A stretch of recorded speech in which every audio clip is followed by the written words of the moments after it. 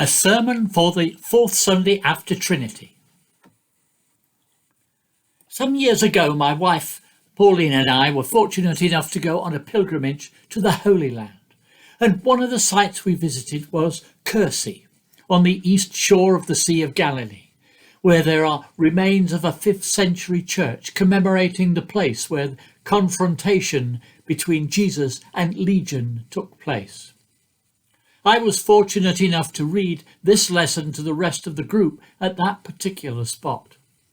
The incident happens immediately after Jesus calmed a storm while crossing the Sea of Galilee with his disciples. In Jesus' time, this was called Decapolis, Gentile territory, where farmers raised pigs, something forbidden for Jews. Having demonstrated sovereignty over nature, Jesus now takes command in the spirit world. First century listeners to this story must have caught their breath when the demon-possessed man said his name was Legion. That was the term for a unit of the Roman army that included 5,000 men and an equal number of auxiliary troops. The army of 10,000 that Rome used to subdue Palestine and eventually destroy Jerusalem was the 10th Legion. The symbol of this hated occupying force was a pig. We don't know why Jesus decided to go there then, as it was a disputed territory. But Jesus remains calm before his human storm, as he had before the wind and the waves on the lake. Luke's focus is not on dismissing the hated foreign Romans into the sea, which would have been the dream of revolutionary leaders in the first century, but on the man himself and on Jesus. For Luke, what happened to this man is not just a remarkable healing, it is a salvation. The salvation which God promised long ago, which has appeared in Jesus and was reaching many in Israel, now spreading to the Gentiles. The demon-possessed man is one of those least tolerated by society, naked, living amongst tombs, chained, guarded, mentally unstable, driven to abandonment. Yet here is someone Jesus is determined to free from the forces that bind him more effectively than his chains. But the real point of the story comes at its close. The reaction of the people who had seen the demon released from the man. They became afraid. The man who was evil had now become good, and Jesus had changed him. If Jesus could do this for this man, what was he going to do to them?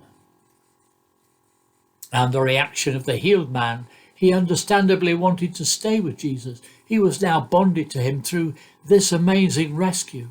But for him, Jesus does not say, "Follow me," but "Go home and tell."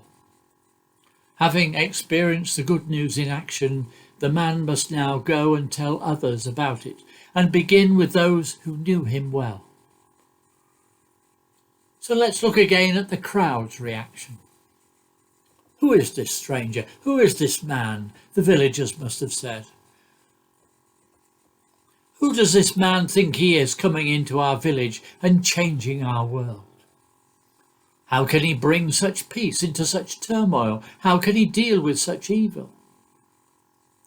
Legion called him Jesus, Son of the Most High God. Is he the expected Messiah the Jews are talking about? Legion was a man we all knew, and we all tolerated, a man we kept under control. Look at him now, sitting calmly at his feet. What kind of power does this Jesus have that can bring such a change in such a man? And look what he did to the pigs. When we read that story again, we might have expected the villagers to be jumping for joy at what happened, praising God for ridding them of this nightmare. Not a bit of it. Instead of celebrating Legion's release from his forced imprisonment, the people became fearful. This stranger, they concluded, was too dangerous to have around, too powerful. Next, he'll want to change us and our way of life. They begged Jesus to leave. Sometimes fear of the unknown makes us want to flee from God, from ourselves, from one another, because of what might be required of us, because we might be asked of something we're not prepared to give. The thought of the kind of changes that Jesus would bring was tormenting to the people of this region. They wanted Jesus to go because he was getting close to home, getting close to where they lived. They wanted things to stay as they were. Jesus was threatening to change all that they had. The villagers clearly missed a unique opportunity through fear of change, to get to know Jesus, to establish a relationship with him. Let's make sure we don't make that same mistake today. Now, what about the man who was healed? He wanted to stay with Jesus, but was told to leave, go home and tell others about his experience. He knew this wouldn't be an easy task. He feared he might get the same reluctance and fear from those at home who he knew his tragic circumstances, as he had witnessed from the villagers. They might not welcome him back as a member of their family or village. But despite this, we're told that he resisted these fears, went forward and told all. Luke doesn't offer us any information as to how he did, except to say that he went into the city proclaiming about Jesus and what Jesus had done for him, telling the people that God was in Christ and hoping that they too would listen and respond, discover Jesus for themselves. Like the man, our answer to overcoming our fears begins when we let Jesus into our lives. Because of his love for us, Jesus will reach out to all who turn to him, even those who despised and rejected him by society. He welcomes us with love. Through his grace, he snatches us from the darkness, putting us into his spiritual limelight.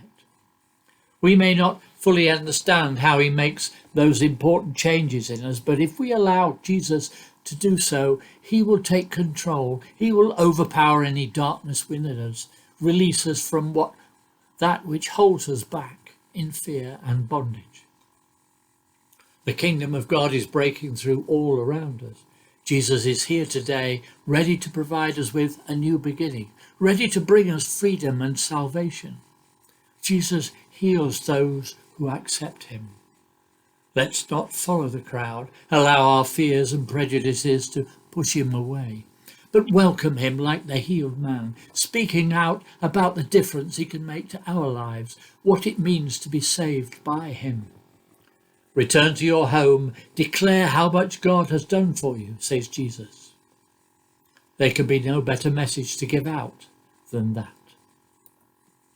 Amen.